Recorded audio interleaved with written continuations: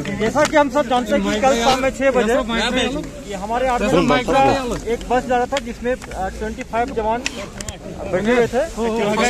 जब नजदीक पहुंचा था कैंप से 300 मीटर पहले अंधेरा हो चुका था। 3 टेररिस्ट जैश मोहम्मद का, जिसमें 2 फॉरनर था, एक लोकल टेररिस्ट था, अंदर फायरिंग किया जिसमें हमारे 14 जवान जख्मी हो गए। उसको हम लोग हॉस्पिटल ले गए।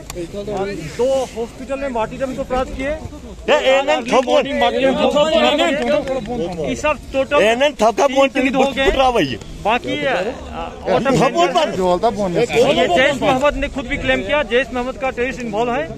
हमारे जवानों ने काफी फायरिंग किया था जिसमें एक आतंकवादी जख्मी हुआ है। उसका ब्लड स्पॉट काफी दूर तक देखा गया है। ये क्रू से पाम्पर और त्राल तरफ भागने में कामयाब हो गया। उसको हम लोग ट्रैक कर रहे हैं। बहुत जल्दी इस ग्रुप को हम लोग न्यूट्रलाइज कर लेंगे। और सबसे बड़ी बात है कि हमारे जवानों ने इतना अच्छा, उनका मकसद था कि अटैक करके वेपन स्नैचिंग करने का, और हमारे जवान ने रिटेलिएशन बहुत अच्छा से किया। एक वेपन स्नैचिंग नहीं हो पाया और इस ग्रुप को हम लोग बहुत जल्दी न्यूट्रलाइज करेंगे।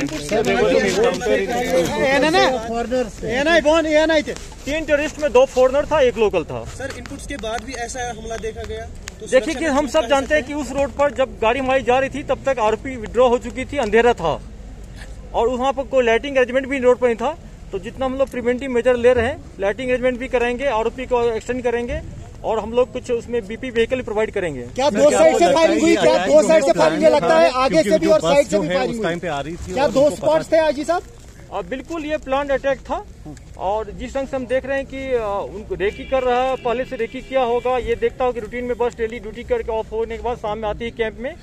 ये डेली रूटीन वर्क में बस आती है जाती थी और हम लोग को इनपुट बहुत मिला है, उसको फर्दर डेवलप कर रहे हैं और इस ग्रुप को जल्दी न्यूट्रलाइज करेंगे। सर, सिक्योरिटी को बीफ अप कर दिया गया है कल के हमले के बाद, क्योंकि इनपुट्स भी हैं कि श्रीनगर में कुछ हमले हो सकते हैं। सिक्योरिटी यहाँ पर हरदम बीफ अप रहता है। Thank you.